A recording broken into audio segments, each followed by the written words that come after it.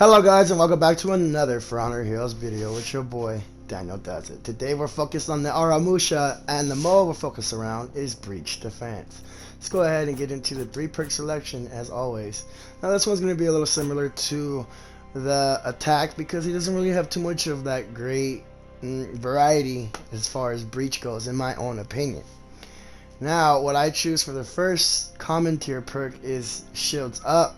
I pair this up with Vengeful Barrier and Last Stand. The reason why that is because there's not too many. There is some zones in Breach, don't get me wrong, and you can benefit from the 10% damage resistance, but we're already going to get some damage resistance from our Last Stand in case we even get close to getting defeated when we're in critical health. So I decided to go with Shields Up, which grants us a 15 health shield on top of our regular amount of health bar every respawn and every time we're revived. So it kind of helps us out. Lets us take a little away from a heavy attack or take away from a light attack. Now, moving on to the mid-tier perk, of course I picked that up, and that's Vengeful Barrier. Paired with Last Stand rather than Focus or Bulk Up for more health, I decided to go with Last Stand with Vengeful Barrier because this is why. So when you have Last Stand, when you're in critical health, it's about 1.5 bars to 2 bars of life left. You start flashing red. When you start seeing that flashing red in your health bar, that means you're in critical health. At that time, you'll have 40% damage reduction or damage resistance. Damage reduction and resistance is the same thing. Wow, if you get Revenge, you'll have, your damage resistance with your full bar of shield over your health. If you're in critical stance and and you go into Revenge, you're going to get a 40% damage reduction that whole time. Then when you get out, you're going to have a 25 health shield on top of your normal health. That health shield is going to benefit from the 40% damage resistance because you are in critical health. You just have a shield over your regular health. This allows you to survive longer into ganky situations, and or if you're just really kind of getting smacked up a little bit and you're trying to survive the fight, or if you have a little bit of health and you run into somebody else. That usually happens a lot on Breach because you got to get to those zones. This is the whole reason why I chose these perks over the other selections we have here. Let's go ahead and get over to the Feats. Now, for the first feat slot, I go with Deadly. I choose that over Body Count and Iron Lungs. Iron Lungs, in my opinion, is one of the worst feats ever. Who's going to try to run away when you're exhausted? They already made it that if you even do try to run away when you're exhausted, you get sucked in by a guard break. Plus, players kind of get like a passive gain of speed on you when you're running away for some reason. It's not in the game, they don't tell you, it doesn't show as a stat, but it does happen. Going on to why I didn't choose Body Count. It is not such a bad idea to try to use this to take out the minions, but when you're using Aramusha, the continuous attack you do is light attacks against these minions, and let's all be real, the Breach minions do a great amount of damage. So based on how many lights you need to take, it's about 3 to 2, maybe 3 to 4 if anything, light attacks you need to take out one of these minions. And there's a group of them. If they're stabbing you while you're trying to continuously attack somebody or a troop, they're going to do more damage than you are gaining the health. And this is from experience playing with the feat. So that's why I went ahead and went with Deadly. We could take out anything in our way, commander, guardian, players, troops, with slightly more damage every 3 seconds. Now if you're not sure how that works, what happens is it's active once you get it. Once you get it and you hit something, that first hit does slightly more damage than normal.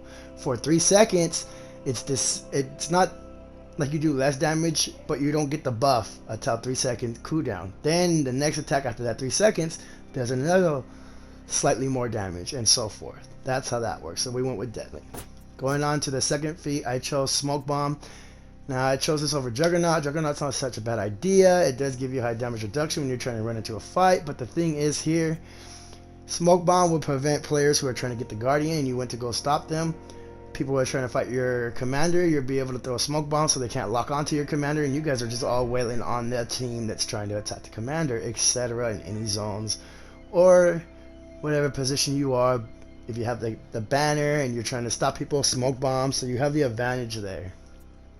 Juggernaut, people tend to run away. You are in defense, so players on the attacking team has no initiative to literally go after you. So that's the only reason why I rendered this one kind of not over the Smoke Bomb in this build. Rocksteady is nice. I feel like it's more for like eliminations, a Dominion against Yomaganders, especially because, yeah, their gut punch is still able to throw you on the ground to give them their little massive punish. But if they try to fade into a guard break and throw you on the floor, this feat prevents them from throwing you on the ground, basically. But as for the reasons why I listed or explained is the reason why we're going to go with Smoke Bomb. Going on to the third feat, I have chose Second Wind over Sharpened Blades and Flaming Arrows. Now, I kind of was going with these two for a bit, and then I realized, you know what? It's better to be able to not have to keep taking time to go to the heal spot, run back, and if your team isn't doing a good job as holding that heal zone, then you're actually going to have no chance of trying to go heal when you need to heal. Second Wind allows you to heal whenever you need to heal, thus staying in the fight longer and not having to go back and forth to the heal zone or capture it if need be. Sharpened Blades, yes, it does more damage over time. Players can heal this. I mean, you know, it's like a not so necessary in this mode, in my opinion, type of skill. Flaming Arrows, now this can end up hitting troops, officers, your allies. It's not so accurate. If somebody sees it coming, they can dodge it, and because there's so many troops and enemies on the battlefield of Breach, you're not always guaranteed your hit. That's why I'm just like, you know what, let's just stay in the fight. You yourself can do more damage, so just heal up. Going on to the fourth feat, I chose Stalwart Banner, and the reason why that is again because you're not only able to heal yourself, but you're able to heal your allies. Also, this allows you to heal the commander when you guys are in that final sequence against the attackers. Now, the thing about this too is, you know, you have Vengeful Barrier, you have Last Stand, you get Revenge, you can pop your Second Wind, so when you come out, your Vengeful Barrier shields on top of your health that you gain from Second Wind. If you don't have this feat and it's on cooldown, you can use Stalwart Banner. Do not use them at the same time. You're going to waste this whole strategy that we have here where if you're getting ganked and you're trying to heal, bam, you use your Second Wind. That's going on cooldown. Bam, you're getting critical health. You might get Revenge again, come out.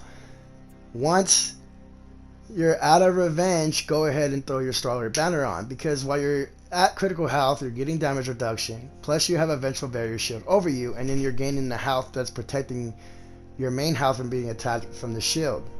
Now, this is going to not only heal yourself, but your allies.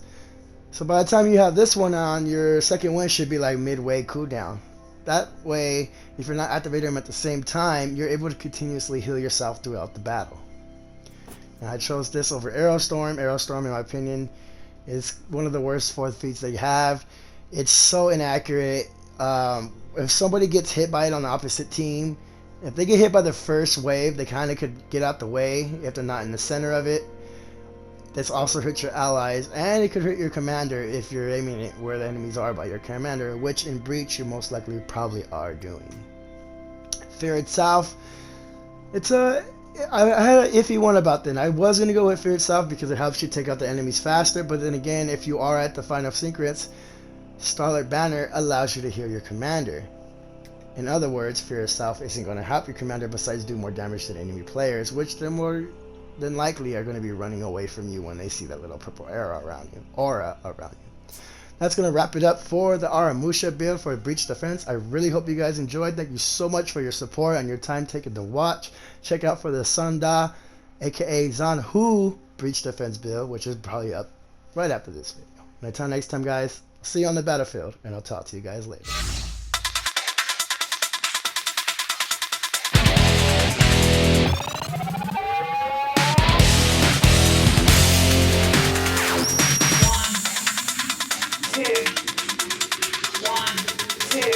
3, 4.